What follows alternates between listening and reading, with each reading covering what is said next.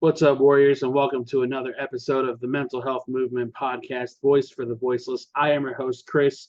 And before we get started with today's podcast, I drop warnings at the very beginning of every podcast of heavy content.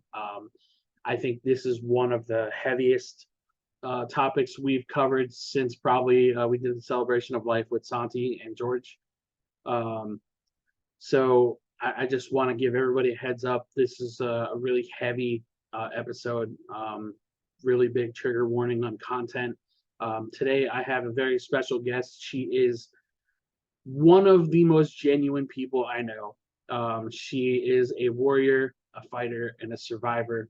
And I think the world of her. And today's podcast is probably one of the bravest things that she could possibly do in telling her story. And she's going to be sharing her story on sexual assault. We're going to include awareness.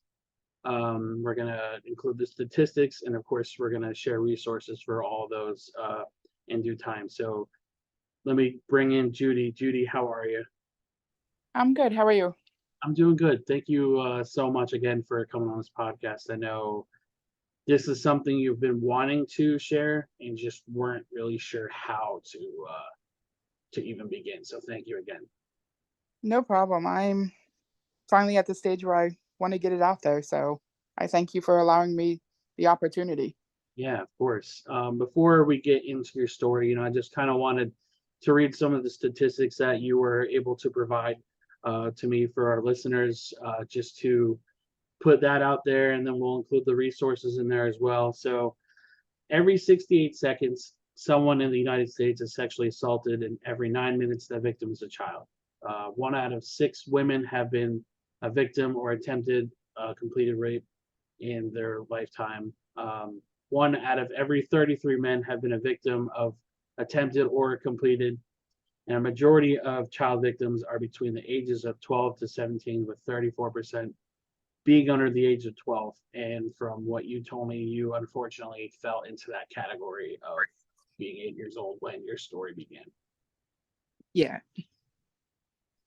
And sadly, out of every about 25 out of every 1,000 perpetrators will end up in prison. But it's not just children; anyone can be a victim of sexual assault. Each year, around 81,000 inmates are sexually assaulted or raped. 60,000 children are victims of substantiated or indicated sexual abuse. About 434,000 Americans 12 and older have been victims of sexual assault. Even the military, roughly 19,000, experienced unwanted sexual contact. 9 out of every 10 victims of sexual assault are female. 48% were sleeping while their attacker attacked. 29% were traveling, walking or jogging. 12% were at work. 7% were at school. Help is available 24/7 to anyone at the National Sexual Assault Hotline. That number is 1-800-656-4673. And you may also find help at the National Organization for Victim Assistance at trinova.org. Wherever you want to begin, Judy, I know you being in that category of being at such a young age, I know it was really hard just to deal with. And I couldn't imagine the trauma you have felt for your entire life. So whenever you want to start, wherever you want to start, no pressure on the timeline. So the floor is yours. Yeah. Like you mentioned, I unfortunately did fall into the category of the under 12 victims of sexual abuse, sexual assault. Many kids like myself spend lots of summers with their grandparents. That was me. I spent pretty much every summer with my father's mom and his stepdad. They had a neighbor who had a son. The son's name, I'm going to change his name a little bit just to be nice, even though he has since passed away, thank God. But we'll say his name was Fred. Um, had a daughter that was around my age. I hung out with her pretty much every day when I stayed at my grandparents' house and spent numerous nights over at my grandmother's neighbor's house with him and his mother and his daughter. And one summer, I was out riding bikes with his daughter. I fell and injured the inside of my left thigh area. And just that evening, his daughter and I wanted to have a little camp out. So we slept out in a tent. And being so young, at this point, I was only 7. Um, being so young, he, of course, slept out in the tent with us. And, with my thigh being injured and hurting, he began to rub and touch the inner part of my thigh. And at that point in time, I'm 7. I mean, of course, I don't really think too much of it and think that it's wrong, because here I think it's, just an adult wanting to make sure that I'm okay. Didn't really put 2 and 2 together that was the start of basically a living hell for me. Fast forward to the following January, and that's when all kinds of shit started happening. Sorry if I stutter a little bit here. Spent an evening over at his house. It was the night of January 8th, 1987. His daughter had asked if I could stay over there. I was off school for some reason during this time period. I don't remember even if it was a weekend, but spent the night over there and laying in bed. And his daughter and I shared a double bed whenever I'd spend the night over there. And I remember the door to the bedroom opening and him walking in. And again, he's just sitting on the edge of the bed and he's talking and he's saying random stuff that I don't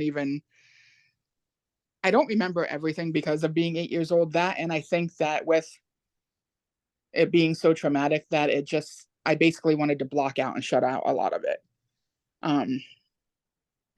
But I remember I only had a nightgown on. So of course I had a nightgown and my underwear on. And I remember him pushing my underwear to the side and beginning to touch me in areas that adults really should not be touching children.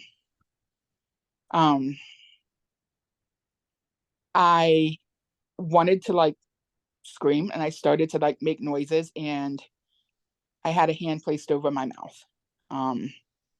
I basically was threatened, told that if I screamed or made a sound that he would hurt me even more. That's going further. That's when he did penetrate me with his fingers. And was doing that. At that point, I froze, couldn't scream, couldn't do anything. I remember tears rolling down my face, but I just laid there and did not want to move, didn't want to scream because I felt like the threat was real, that he would hurt me more. He then, all of this, of course, was happening while his daughter was laying next to us. I don't know if she woke up. Don't know if she knew what was going on. Later on in life, I found out that a lot of this had happened to her throughout her life as well from him. So I don't know if she was just afraid and if she's been threatened in the past too, and that's why she didn't say anything. But I do remember his body climbing on top of me. He attempted to penetrate with his penis. I say attempted because by the grace of God, I don't know. I had angels or somebody watching over me. I'm not sure what happened, but he was unable to fully perform that duty. However, just the thought of him rubbing himself against me in that area with his penis to this day still makes me sick to my stomach. Yeah. But when he was done, he ejaculated somehow. When he was done, I remember him taking his hand that had semen on it and smearing it across my face and calling me a dirty little bitch and walking out of the room. And like, I just laid there and didn't know what to do from then on. Um, I could have easily got up and walked over to my grandparents' house. They always left the door unlocked in the event that I needed to go back over. But for some reason, I stayed until the next morning. I got up and went out to the kitchen, was offered breakfast by this monster. And he acting like nothing happened and that everything was perfectly fine. I wouldn't look at him, didn't even talk to his daughter. I just said I needed to go home because my parents were coming to get me. And I remember walking over to my grandparents' house and my gram just looking at me and saying, "Did you have a good time?" And me telling her, yes. And I don't know why I said yes, but at that point in my life, I just felt like no matter what I said, nobody would believe me. This was my father's best friend. Right. My grandparents liked and admired this guy. He always did a lot of work around my grandparents' house. Um, I just felt like if I said anything, that he would turn the story and nobody would believe me. And back then, like, I didn't know a lot of the facts that I know now. I didn't know that I could have been taken to the hospital. They could have tested for DNA and things like that would have put him in jail. I didn't know those things. So I pretty much kept everything quiet. And I kept it quiet for a very long time. I remember talking a little bit about this before to people. Um, like I said, my father and him were best friends. And my dad was the type of guy that if he found out that anything happened to one of his children, especially his girls, he would have literally killed the other person. Literally, like no ifs, ands, or buts about it. So me trying to protect my father never told him until my dad sadly, I'm gonna start crying. I'm sorry. It's okay. Take a breath, take a break. Um, it's listening to you tell your story and just hearing the gruesome details. And then just hearing what kind of person this was around your family and yourself. Um, just for it to be your dad's best friend is even more heartbreaking. Just for the simple fact that this is supposed to be somebody that you're supposed to trust because it's your dad's friend, and you would Yeah, never have any reason before this incident to believe that he would do something to harm you. And exactly. Like, I mean, I've known this guy for ever since I was little. Like, I was actually raised up until that point to think of him as my uncle right. because of how close him and my father were. And after this incident, did you stop going over there, or is it just kind of you stayed silent and just never brought it up again? Um, I still was around him, but I stopped wanting to spend the night over there unless there was other, like more than just me and his daughter. Like if there was a bigger group of kids that were staying there, then I felt more comfortable and things never happened then. And I think it's because there was more people around and more a higher chance of him to get caught or for somebody to say something. Um, However, probably by the end of that year, his daughter and I had a falling out as well. And I pretty much decided that I didn't want to be friends with her anymore. Um, and stopped going over there. But like I said, I still kept everything inside, didn't say anything to anybody. Like I was trying to get out, and I apologize for getting so emotional. No, don't. Um, but my father passed away in February of 2016 of a massive heart attack. And I remember finally feeling like I could get things off my chest Mhm. and I could tell him. Let me backtrack a little bit. Um, when I was younger, I had a lot of anger issues, um, a lot of Okay. behaviors. So everybody said, my parents did take me to counseling. Mhm. Um, I saw a psychiatrist when I was probably about 10 or 11 years old. That psychiatrist diagnosed me with IED. I'm not sure if anybody's familiar with what that is, but it is intermittent explosive disorder. It's where you basically, for no reason at all, just snap and you blow up. You start breaking things. You start screaming at people, hitting people. You just want to hurt anything and anybody. Um, Were you when you I uh, diagnosed with that? what's that? How old were you when you were diagnosed with that? Between 10 and 11. Okay. I was told that my parents were told that I had that. They were told that I had PTSD and bipolar disorder. And my parents were questioning themselves over and over again of how I could have PTSD because nothing traumatic has ever happened to me. That they know. Um, like I said, they had that they know of exactly. Um, the biggest thing for me was the counselors that I saw and the psychiatrist himself. Like, nobody wanted to peel the onion, so to speak. Yeah. Nobody wanted to get past that first layer to find out exactly what could be triggering or what could be causing these said behaviors that I had. They just wanted to automatically throw a diagnosis on it, put me on medication, and be like, here you go, and send me on my way. And just to Um, just really quick to touch on that part, because my parents are, my dad is 53 now, or he's going to be 53, and my mom's in like late 40s. And every time my dad, or even his sister, who's a little bit older than he is, talk about like mental health stuff, like you couldn't say you were depressed back then. And like you said, just diagnosis thrown on pills, and that was the pill generation, right? And exactly.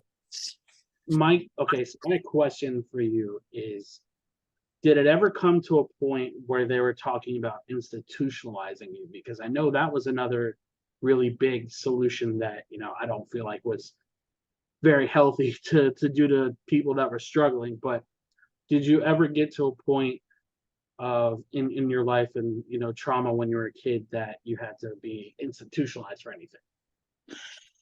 Not when I was younger, that I remember. I do know that I was in the hospital twice, but I wasn't on the mental health floor of the hospital that I'm aware of. Those two times, once I was 9 years old, and well, I was between 8 and 9. I don't think I was quite 9. It was not long after everything had happened. And that was my very first unalive attempt. Right. Um, I remember I found there was like two or three different bottles of pills that were in my medicine cabinet. I don't even remember what they were, but I know that I dumped all of them out and took like at least two handfuls of whatever they were. Um, I remember right before I blacked out, and then I remember waking up in a hospital. So I don't remember like the in betweens. Right. I don't even remember who found me. Um, I just know that I didn't want to be there anymore. Um, I remember being in the hospital for probably 2 or 3 days. Um, and then probably when I was like 13, 14 ish Mhm. was The second time that I attempted, um, that went a little bit further. I was bullied in school for a lot of things. I had behavior issues. I was an overweight child. Um, and I think a lot of it just I didn't really care what I looked like back then. Didn't really like try and make myself look decent. And I think it's just because I didn't want boys looking at me. Right. Um, so I had a lot of people that, said a lot of nasty things about me. And that time I was in the school bathroom when I attempted then, and it was with um I don't I'm not a I don't know how to like put it into words. um I tried slitting my wrist. I don't want to like throw all of this out there on people. I'm sorry for No, doing no. that, but Uh, honestly, let me just hit the brakes on that just really quick, just to kind of like digest that for yourself and for our listeners. Um, I think these type of conversations, when it comes to suicide, I agree with trigger warnings very much. But I also agree with sharing details of what people go through, because if you're only going half into sharing your trauma or half into sharing your attempts, I feel you're not being 100% yourself. I don't want to filter you. I don't want to nerf anything that you're saying. So I want you to go based on what you're comfortable with. If you don't feel comfortable sharing details, there's absolutely no pressure to, but I just want my listeners to know that anything that's shared on here, at the beginning of every podcast, there is always a warning. So, if you need a break from this part of the podcast, guys, please take that break. Because I know, especially for me, who, again, like yourself, I've had a few unalive attempts as well, and was also uh, self-harming at that age that you had your second mm, life. So, um, so going forward, whatever you're comfortable with, and go ahead and continue. but at that point in time, I remember one of my good friends. I believe I was in ninth grade at that time, eighth or ninth grade. And I remember one of my friends coming into the bathroom, and she actually saw what I was doing and was able to basically stop me from going any further to the point where I would have cut too deep. Mm-hmm. Um, Granted, I did cut, but it wasn't enough to end my life. And to this day, I'm eternally grateful for her, um, because I don't think that that's really what I wanted. I just didn't want to feel the pain anymore. Absolutely. And I believe that that's what it is for a lot of people that attempt or fulfill that. And I think it's not that they don't want to be here any longer, it's just that they don't want to feel that pain any longer. And that's, and I think that's a really big misconception for so many people that don't understand uh, people that are suicidal or people that attempt. It's not a matter of you wanting to do it. Suicide is not an easy thing to do. It's something that when we have gotten to that point, whether it's you, me, or anybody else has ever gotten to that point of wanting to unalive yourself, um, it's 9 times out of 10 because we're so numb to the point of just wanting to feel something, just wanting that pain, that the being the only thing that in pain, that you just want to stop. And Exactly.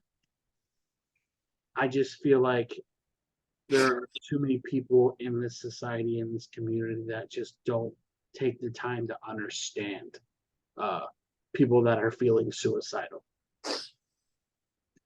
Exactly. And that's like a big factor that played into me holding out so long without telling anybody, because I was afraid that, like you said, people don't want to take the time to really listen and really get to the reasoning behind everything.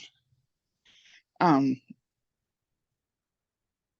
Fast forwarding a little bit, uh, like I said, my father passed away in February of 2016, and that was at the funeral home, standing there by his casket where his body laid, was the first time that I felt comfortable enough coming out and telling him what happened.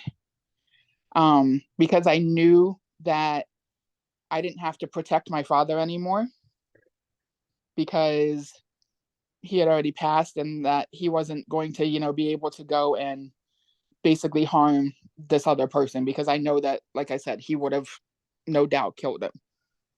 Um, Just a quick question, because I don't remember if you said or not. Is that the first time that you ever openly spoke of that incident, or was there a time before that? it's honestly the first time that I openly spoke about it. Um, I never told my family anything. Like I said, I've been to counseling. I went to and saw a psychiatrist. Never even felt comfortable with the ones that I saw opening up to them, because I felt like, honestly, I felt that they were all fake. That they were there just for a paycheck and not to really listen and want to know what I had to say.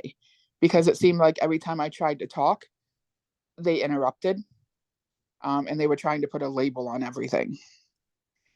Yeah. And to Oh, sorry. me, I'm sorry about that. To me, there's like, many people will know this. Like, I know that you've had the experience yourself. Like, it's so hard finding a therapist that you can trust, finding somebody that you feel comfortable enough opening up to. Um, I honestly didn't find that person until 2019. And that's when I finally spoke to a therapist who wanted to get to the bottom and peel those layers and find out exactly what was going on. But um, backing up to when I was telling my father, like, just standing there in the funeral home by myself, by his casket, talking to him and just telling him everything, I felt like a little bit of a weight was lifted off of my shoulder. But I still knew that I wanted the rest of my family to know, at least my mother. And I wanted my husband and my children to know.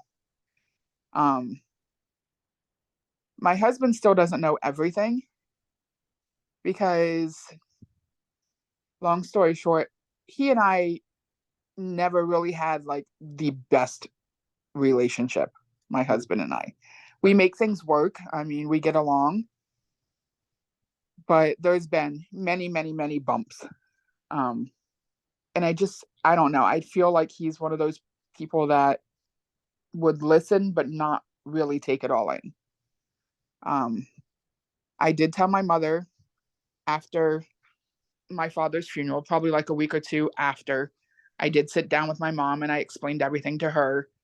Um, and her and I had a crying fest and pretty much cried and got it all out together. She asked me numerous times why I never felt comfortable coming to her beforehand. And I explained to her the reasonings why. And I mean, she kind of understood, um, kind of took it all in. And it's something that we don't really talk about anymore. She doesn't bring it up. I don't bring it up around her. Um, and oh, are you still there? I'm sorry. Yeah, yeah, I'm My here. phone just kind of glitched. I'm sorry. Um, but just kind of don't bring it up any longer. And the only person that I really find in my family that I'm comfortable talking to, if I'm being 100% honest, is my daughter. Yeah. Like, Raiden is my lifeline. And I get emotional even talking about that, because all of the stuff that I went through, like, I will honestly say that I was not the best mother when my kids were younger. I was literally to the point where I did commit myself to the mental health floor of a hospital for about a week, um, because I felt like I was doing everything wrong. Um, and I did talk to doctors then, and they sort of started getting to the root of what was going on, Right. but not everything. Mhm. Um, but I told them that I did experience trauma when I was a child. Didn't really go into detail of what the trauma was because I, again, did not feel 100% comfortable with them. But told them that because of those traumas, and this is what I think a lot of people don't understand, is when people are traumatized as a child, that trauma doesn't go away. It carries on with them throughout their whole entire life. Yep. Um, it factors into a lot of things that they do. Um, like, and I'm not trying to give people an excuse, like people that do horrible things. I'm not trying to give them that little excuse where they can use that and be like, oh, well, I was traumatized as a child, so that's why I did this. So please don't take it that way. But I was borderline being abusive to my children. Um, I would yell at them, scream at them. I've called my children names. Um, I remember one time before a cheer competition, uh, with my oldest daughter, where she had her hair up in curlers and it was hurting her head and she didn't like it. And I remember yanking her hair and pulling all the curlers out of her hair. Um, not because I wanted to, but I had a lot of issues still going on in my brain. And now, thankfully, I'm at the point where I did ask my children forgiveness. And I'm glad that, you know, her and I have a really, really good bond and a great relationship now. And I'm forever grateful for that. But it was hard. Um, and then, like I said, in 2019, I found a therapist that took my insurance. That's another hard thing. It's finding somebody that does that.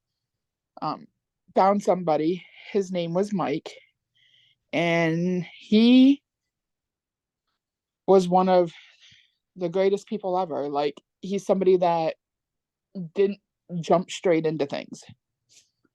He I took his time. remember when you first discovered him. What's that? I'm sorry. I said I remember when you first discovered him. Like, he took his time and he basically, like like I said, using that metaphor again, peeled the onion and kept going until he got to the root of the problem. And I finally broke down and I told him everything. Um, and he hooked me up with a psychiatrist that he worked very closely with. I went and I saw the psychiatrist, and after pouring my heart out to the psychiatrist, he looked at me. He goes, "What were all of the things that you were diagnosed with when you were younger?" And I explained everything to him, and he goes, "I don't believe you have all of those." And I was like, "Well, what is it that you think that I have, if anything?" And he goes, "You definitely have PTSD." He goes, "But that's to be expected because of what you went through." He goes, "And you just explaining all the things that trigger you and things like and different things like that." He goes, "I'm definitely going to keep that as one of your diagnoses." He goes, "But I also think that there's some other things in there too." Um, I'm not going to get into all of the things that I've been diagnosed with, but as far as the IED, um, he flat out said that there was no reason that I should have been diagnosed with that, put on medication for that. Um, he said that children a lot of times will act out like that when things have happened in their life because it's their way of trying to get attention and get that focus on them so somebody will ask them what's wrong. Um, 90% of the time, people will not ask their children what's wrong, and they won't sit down and listen to their children. And I'm telling everybody now, like, if you see a child who is acting out, who is, you know, doing things that are grabbing your attention, take that focus on them, sit down with them and just listen. I honestly, I wish that I had somebody that just came up to me when I was younger and said, "Hey, what's going on? You know, talk to me. I'm here to listen. You know, want to know what's going on with you. I won't judge you. I won't think badly of you. Just tell me what's wrong." Because a lot of times, even with adults today, it's not just children, it's with anybody. I honestly think that so many people want to jump the gun and point fingers and say, "Oh, this person's crazy," or "This person, is just doing this for attention because, they have to have all that focus on them. They have to be an attention whore, whatever." When ultimately they just need somebody to listen. Right. And that's like a big, big thing for me. Like, I tell people all the time, you ever need somebody to vent to, you need somebody to, rant to, ramble on to, even if you don't want me to say a word, I'm always here. I'm always here to listen because I wish I had that in my life when I was growing up. But Can you still hear me? yeah. Okay. I was just going to say, just wanted to touch on a couple different things. One of the biggest things I want to touch on is the generation that raised my parents and the parents that raised you and that generation and their parents. I feel like there was just that long line of just like rub dirt in a generation and just don't talk about your problems, don't talk about your relationship stuff. And I genuinely Yeah. feel that there are way too many people that choose to be silent about their struggles instead of sharing it.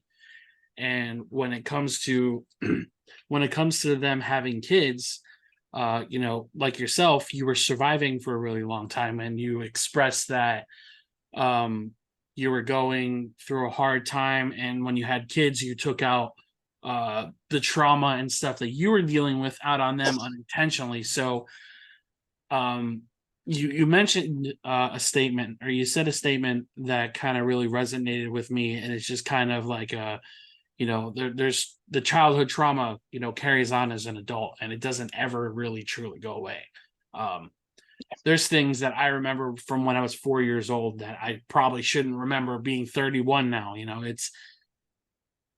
I can definitely agree that childhood trauma carries with you probably for the rest of your life, but I also want to point out that healing is always possible.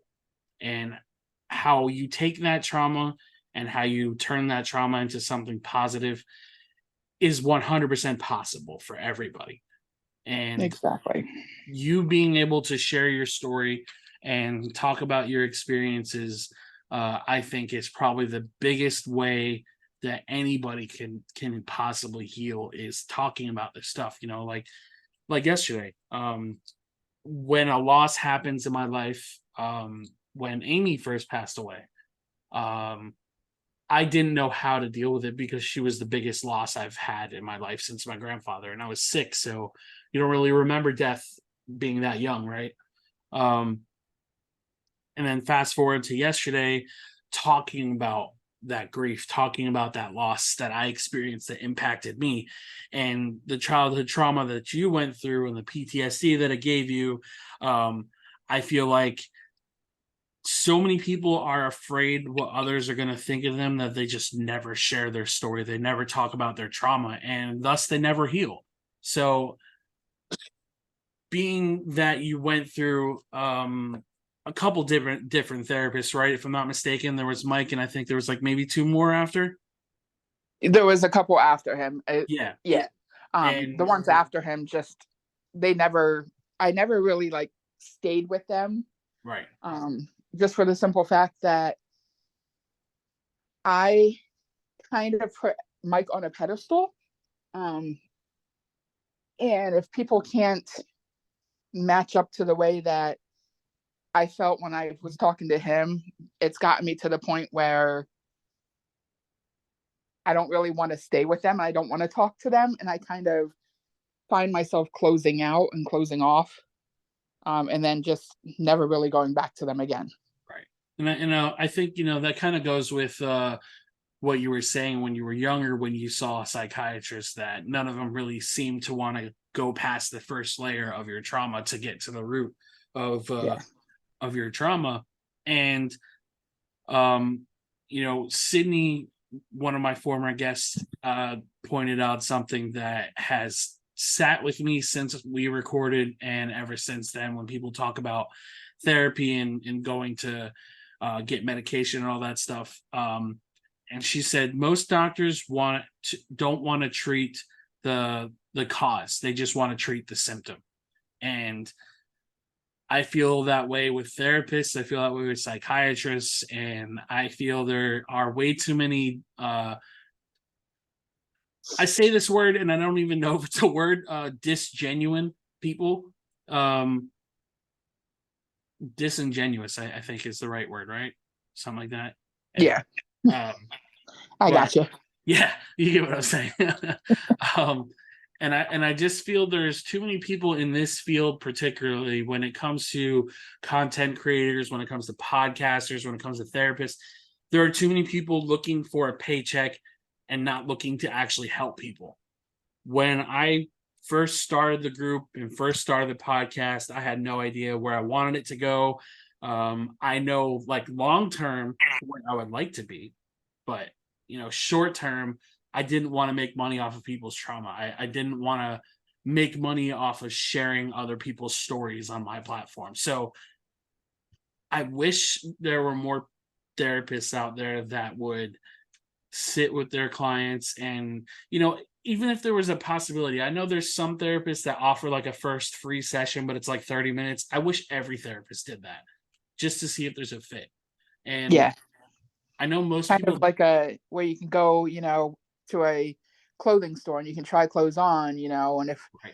they don't fit you, you can return them to the rack.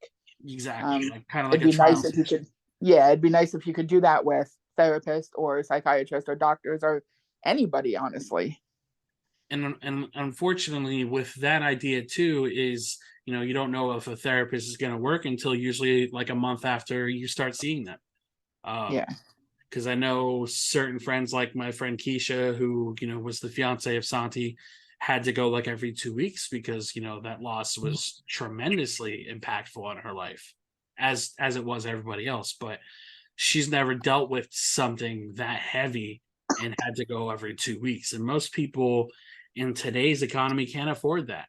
And the insurance thing, like you mentioned, I know is a really big problem when it comes to getting help.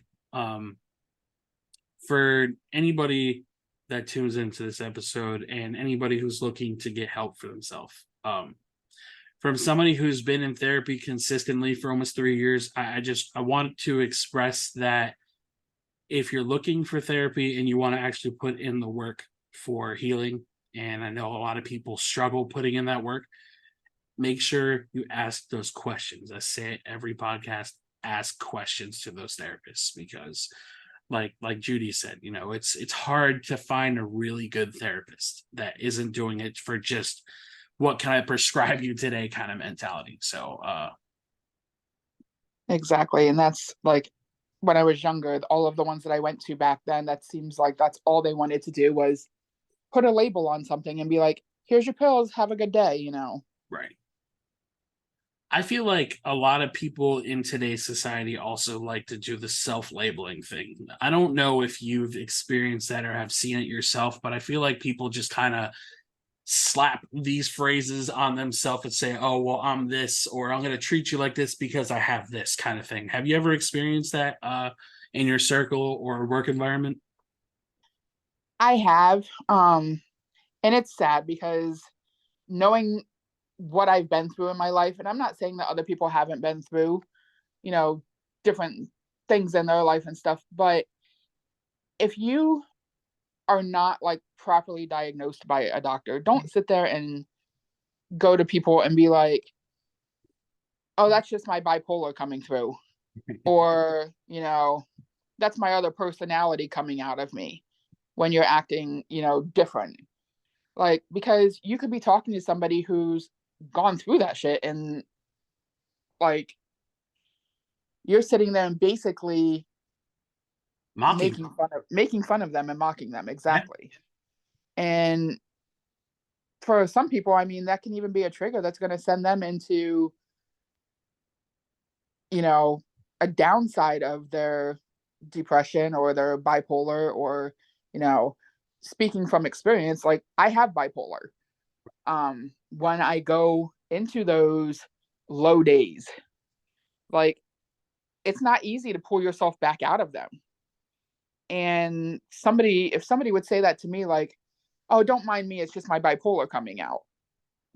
Like, that's something that can Trigger somebody.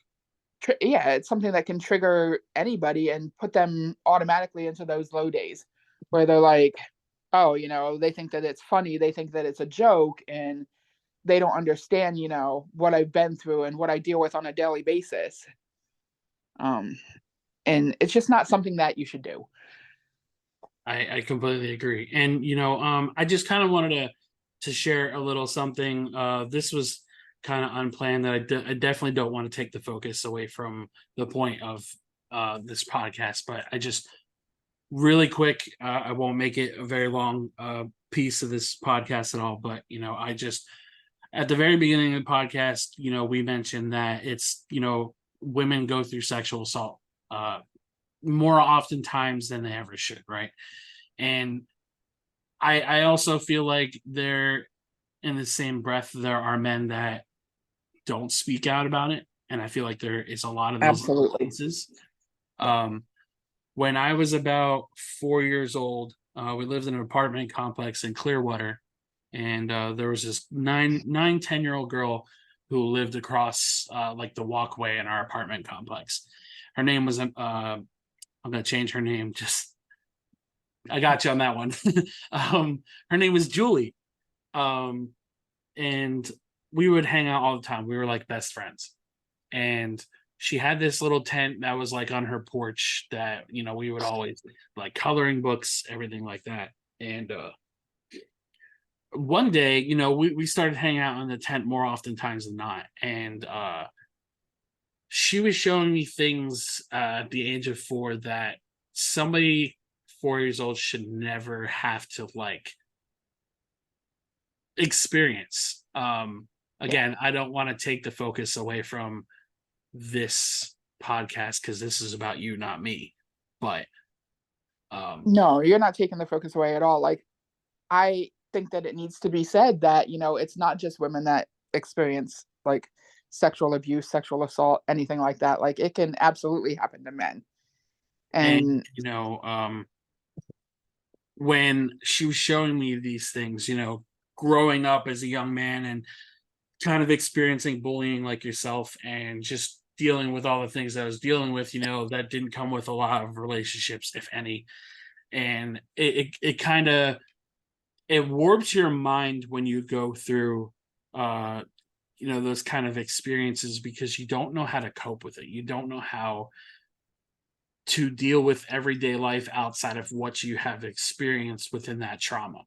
And the things that happen in that tent are burned in the back of my brain. And it wasn't until about maybe 6 months ago that I actually was able to share this with my therapist. And being 31, it took me 30 years, or not 30 years, it took me 26 years to even speak about it. So yeah, I commend you for being able to speak about your experience just in general. And I wish more women and more men would speak out about it, and people wouldn't shame them for it, because I feel there's way too many silent people when it comes to this subject.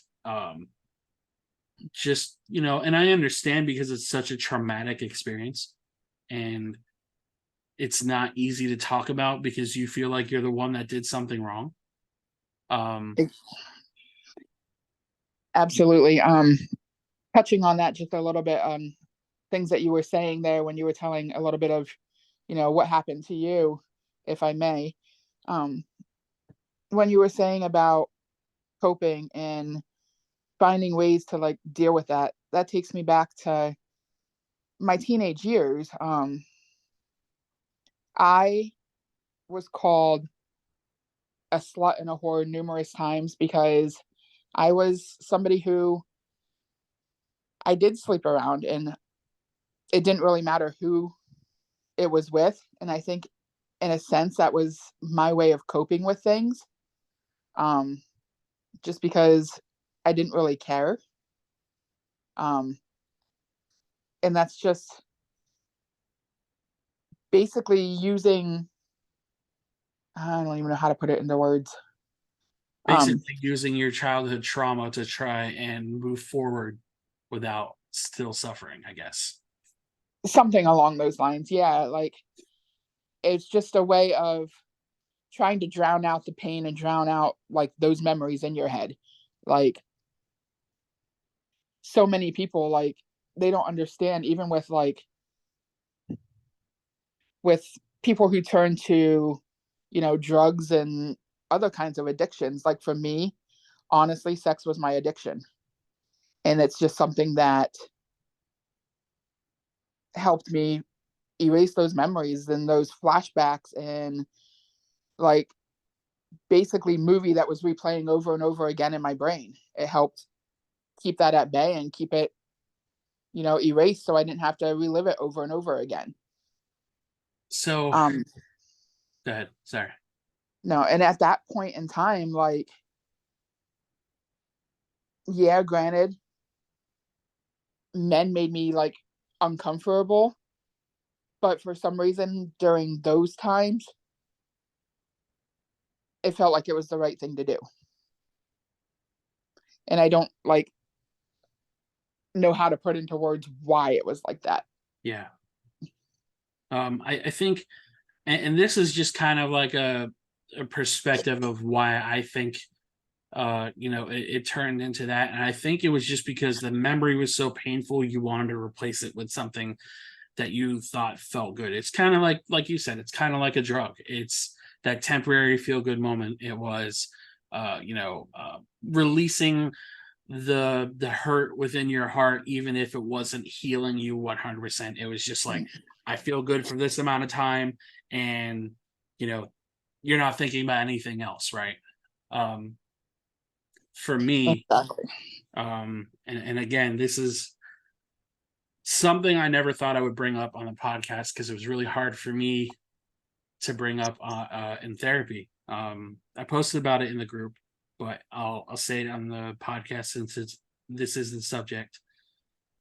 Um, for me, after that experience, the very first rated R movie that I ever saw was Basic Instinct, and for anybody that doesn't know that movie, it is a very sexual movie. Yeah. And it is a very brutal movie. And for me, going through what I went through and having that, not knowing how to cope through it as a young kid going into teenage years, it turned me it kind of developed into being hypersexual, like you said yourself. And it formed an addiction that was really hard to break, and without going into any specifics, it was a way to temporarily feel good. It was a way to forget that everything around the world, everything else around me was causing me pain. And like yourself, it was something that you couldn't understand why you kept doing it, even though it was always only temporary, but it was like a drug.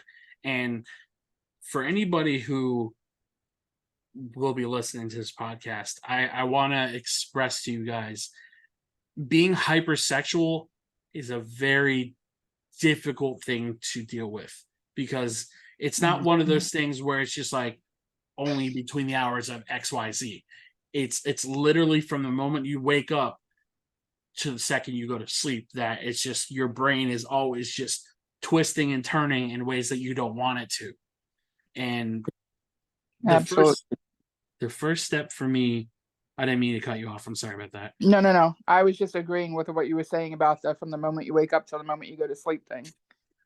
And you know, the hardest thing was talking about it with my therapist. And when I shared it on the group, I honestly expected people to tear me down, to bash me for having a platform, for whatever. And surprisingly, really supportive talking about it. So for anybody who goes through this, man, please find somebody that you trust enough to speak out.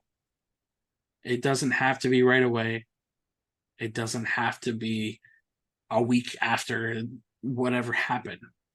Just get that demon off of your back so it doesn't consume your heart full of pain. Because I feel there are too many people in this world that just can't handle the pain and unalive themselves. And I don't want it to get to that point for anybody else. And Judy, I just, from the bottom of my heart, I just want to say thank you for being strong enough to talk about this, because shit wasn't easy for me to talk out loud about.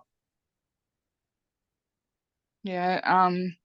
Like I told you, even leading up to this podcast, like my nerves were all over the place, and right up until the point where we first got on to start recording, I wasn't even sure if I'd be able to go through with it. So I thank you, and I appreciate you so much for always making me feel comfortable enough to talk with you about things. Absolutely. I feel like that's the number one thing, guys, is if you want to be there for somebody, like genuinely want to be there for somebody, don't offer advice, don't offer a solution unless they ask for it. Let them tell their piece, make them as comfortable as possible,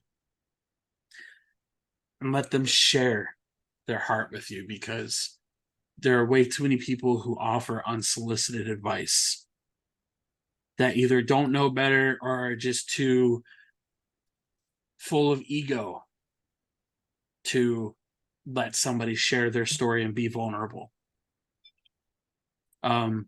Before we get to the end of the podcast, was there anything else that you wanted to share with our listeners? I do have a couple things that, like, little quotes that ever since things have happened to me are basically my little lifelines. Things that I always try to live by. And the biggest one that I find I always turn to is that I'm not what happened to me. I am what I choose to become. Um, I'm not a victim, I'm a survivor. And that's one thing that I will take with me to my grave. Like, I will never, ever, ever allow myself to feel like I'm a victim ever again. Um, Basically, from the day that I told my dad what happened to me, like from that day forward, I wanted to push myself to start surviving instead of basically just moseying on throughout my life. Yeah. I Um, I love both of those quotes very much. The second one really resonates with me because so many people are so quick to jump to the toxic victimhood and don't want to look at it as they're a survivor of their trauma. Um, but go ahead. I didn't mean to cut you off. no, you're okay. I was just saying, like, even to this day, like, my whole focus has totally changed. Ever since I started taking that quote to heart and realizing that, what happened to me was not my fault. and realizing that, you know, he was the monster. I was just somebody that he played out his little role on, basically. None of it was my fault. And now I want to push myself forward. I mean, do I still have bad days? Absolutely. But my main focus now is I want to help as many people as I can. Like, I want to be there for as many people as I can. Um, and I even right now, like, that's a career goal that I'm going down. Like, I want to be a youth advocate. I want to be a counselor or a, psychologist or something for children and for adolescents. And I want to be somebody that will listen to them and somebody that I didn't have. Right. Somebody that will peel those layers and, work with them and get to the bottom of things and find out why they might be, experiencing the behaviors or the thoughts or anything that they're experiencing. Absolutely. And I think it's important that we bring up the youth and adolescent part of this too, because we're getting to a point where we shouldn't have to be worrying about this, but we're at a point where now suicide numbers and kids are starting to climb, and it's heartbreaking how many kids have to go through that pain and not have that support. So we definitely need more people in this community geared towards kids, and I hope that there is better resources out there today than when I got help when I was younger. So I hope whatever journey you end up pursuing ends up, being everything that you want it to be. Because I think the absolute world of you. I appreciate that so much, and the feeling's mutual. Like, I feel like you are one of the greatest people and the greatest influences in my life. So I thank you. Thank you. I greatly appreciate that. So at the end of every podcast, as you know, I like to read quotes that I find that has something to do with the subject that we're talking about. And I found one today from a Miss Dawn Sira, and it reads, "There is no timestamp on trauma. There isn't a formula that you can insert yourself into to get from horror to healed. Be patient. Take up space. Let your journey be the bomb." I think that was one of the most powerful quotes I think I've found when it comes to talking about trauma. Yeah. And again, guys, if you need any resources, the sexual assault hotline is 1-800-656-4673, or you can find them on the Trinova website. Again, thank you guys so very much for your support. And again, Judy, thank you so very much for being on today's podcast and sharing your story. I thank you for giving me the opportunity and having me. So absolutely. Until next time, guys, again, thank you for your support. And as always, be well and be gentle with yourselves. Take care.